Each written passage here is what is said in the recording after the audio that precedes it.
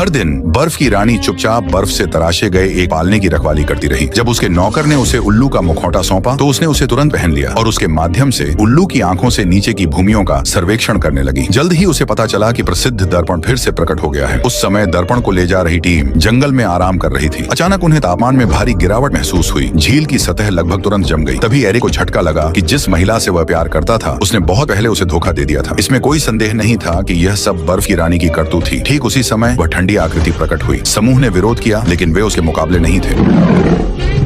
मेरा एरिक, तुम्हारी रानी ने तुम्हें बहुत याद किया है। तुम मेरी रानी नहीं हो फ्रेया। अपने हाथ के एक इशारे से उसने दो बौनों को बर्फ की मूर्तियों में बदल दिया। उसे मार डालो। जैसे जैसे स्थिति निराशाजनक होती गई, सारा अचानक आगे बढ़ी और एक तीर निकाला सीधे एरिक के दिल में। नियंत्रण हासिल करने के बाद बर्फ की रानी ज्यादा देर नहीं रुकी। सभी की निगाहों के सामने उसने दर्पण ले लिया और चली गई। फिर भी महत्वपूर्ण क्षण में एरिक अप्रत्याशित रूप से जाग उठा। तीर ठीक उस लटकन पर लगा था जो सारा ने उसे दिया था। तब उसे समझ आ गया, सारा का धोखा एक दिखावा था ताकि उनकी वापसी विश्वसनीय लगे, रानी की पूरी ताकत से बच सकें और बाद में कार्रवाई कर सकें। एल्वों की मदद से उन्होंने तेज एल्वेन घोड़ों को प्राप्त किया और बर्फ के राज्य की ओर दौड़ पड़े। इस बीच रानी दर्पण को अपने महल में वापस लाई। जिज्ञासा से जलते हुए वह शक्ति जो उसकी बहन को इतना दुर्जय बनाती थी, उसने कांच में दिखाए मंत्र का जाप किया। दर्पण दर्पण, दीवार पर सबसे सुंदर कौन है इस संसार में। जैसे ही उसने ये शब्द कहे, दर्पण से सुनहरी रोशनी बहने लगी। तरल सोना सीढ़ियों के साथ बहता हुआ बर्फ की रानी की ओर दौड़ा। ये तेजी से जम गया। एक चमकदार सुनहरी मूर्ति का रूप ले लिया। परत दर परत सोने का खोल टूटकर गिर गया और एक आश्चर्यजनक सुंदरता वाला चेहरा प्रकट हुआ। उसकी बहन डार्क क्वीन। सबसे सुंदर बनने के लिए डार्क क्वीन ने अपना भौतिक रूप त्याग दिया था, अपनी आत्मा को दर्पण के गहराई में छिपा दिया था। केवल तब जब बर्फ की रानी ने मंत्र का जाप किया तो वह अनजाने में जागृत हो गई। मुक्त होने के बाद डार्क क्वीन का पहला काम अपनी बहन की सेना का उपयोग करके स्नो वाइट से बदला लेना और दक्षिणी राज्य को फिर से हासिल करना था जो उसने खो दिया था। अपनी बहन को बेधड़क अपना सिंहासन लेते और पहले की तरह आदेश देते देकर बर्फ की रानी के मन में असंतोष उबल पड़ा। इसे भांकर डार्क क्वीन ने धमकी और मनाने का मिश्रण अपनाया। अपनी छोटी बहन को याद दिलाते हुए कहा, मेरे बिना तुम कुछ भी नहीं होती। बहन के प्रभुत्व का सामना करते हुए बर्फ की रानी ने फिलहाल अपना गुस्सा दबा लिया। अपनी सेना उधार देने पर सहमत हो गई, आशा करते हुए कि उसकी बहन जल्दी अपने लक्ष्य प्राप्त कर लेगी और हमेशा के लिए उसके महल से चली जाएगी।